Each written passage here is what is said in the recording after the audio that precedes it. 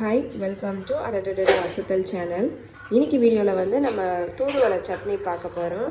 So இது பார்த்திங்கன்னா இதுதான் வந்து தூதுவளை கீரை. ஸோ இதை இலையை மட்டும் நம்ம ஆஞ்சி வச்சுருக்கோம். ஏன்னு பார்த்திங்கன்னா இதில் வந்து முள் இருக்கும். இங்கே பாருங்கள்,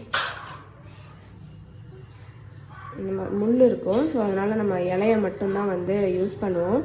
இந்த தூதுவளை பார்த்திங்கன்னா சளிக்கெலாம் வந்து ரொம்ப நல்லது. இப்போ வந்து அடிக்கடி லைட்டாக மழை வேறு பெஞ்சிட்ருக்கு. ஸோ கிளைமேட்டிக் சேஞ்சஸ் இருக்கும். அதுக்கு வந்து நம்ம இந்த மாதிரி சட்னிலாம் செஞ்சு சாப்பிடும்போது நமக்கு கோல்டெல்லாம் வராமல் இருக்கும். ஸோ இப்போ நம்ம இந்த சட்னி எப்படி பண்ணுறதுன்னு பார்த்துடலாம்.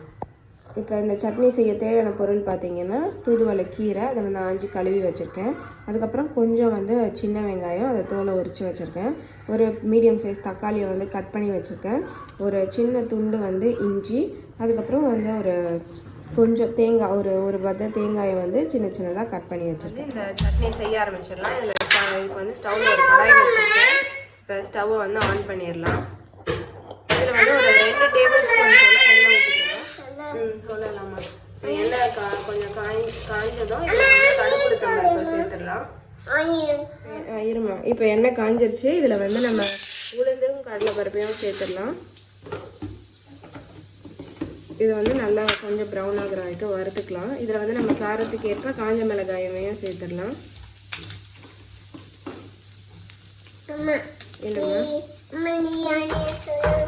சொல்ல இதில் என்ன, இது என்ன? ஆனியன். இது டொமேட்டோ. இது என்னது? தேங்காய், கோகோனட். இது கீரை. இது என்னம்மா? இதை வந்து நம்ம லைட்டாக வறுத்துக்கலாம். சுடம்.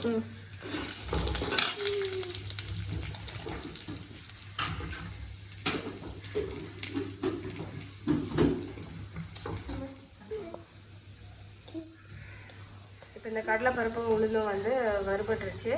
இப்போ இதில் நம்ம எடுத்து வச்சுருக்க பொருள்லாம் சேர்த்துடலாம். தேங்காய் பருப்பு சேர்த்தாச்சு,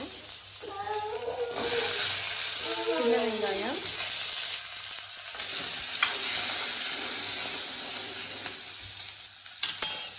தக்காளி,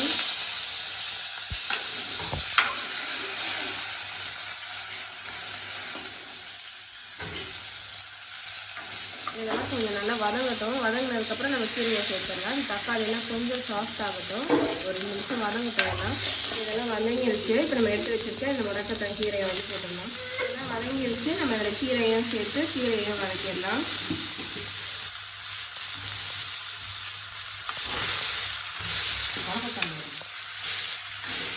கீரை வந்து டக்குன்னு உங்களுக்கு வதங்கிடும்.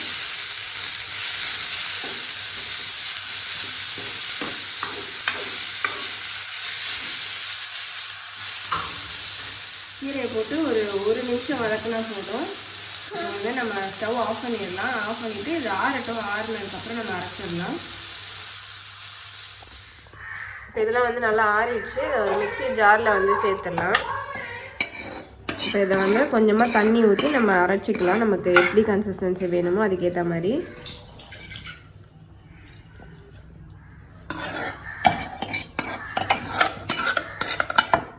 இதில் வந்து நம்ம உப்பு போட்டுக்கலாம். இந்த அளவு வந்து உப்பு சேர்த்துக்கலாம். இப்போ இதை வந்து நம்ம அரைச்சிடலாம். இந்த சட்னியை வந்து நம்ம நல்லா அரைச்சாச்சு. இதில் வந்து நம்ம புளியெலாம் எதுவும் சேர்க்க வேண்டியதில்லை. ஏன்னா இது வந்து ஒரு மருத்துவ குணம் வாய்ந்த சட்னின்றதுனால நம்ம புளி சேர்த்தோன்னா அதோட அந்த மருத்துவ தன்மைலாம் வந்து போயிடும். நம்ம புளி சேர்க்க வேண்டியதில்லை, தாளிக்கவும் வேண்டியதில்லை. இது நம்ம அரைச்சி அப்படியே வந்து சாப்பிட்டுக்கலாம். ஸோ இது வந்து இட்லி, தோசை இதுக்கெலாம் வந்து சூப்பராக இருக்கும். சப்பாத்தி கூட நீங்கள் இதை எடுத்துக்கலாம். இதை வந்து ஒரு கிண்ணத்தில் வந்து நம்ம மாற்றிடலாம். சுட சுட தோசையும் நம்மளோட தூதுவளை சட்னியும் தயாராகிடுச்சு பிரேக்ஃபாஸ்ட்டுக்கு.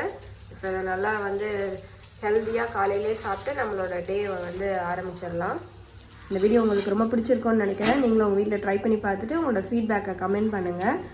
இந்த சேனல் உங்களுக்கு ரொம்ப பிடிச்சிருந்ததுன்னா அடடட அசத்தல் சேனலுக்கு சப்ஸ்கிரைப் பண்ணுங்கள், லைக் பண்ணுங்கள், ஷேர் பண்ணுங்கள். நன்றி.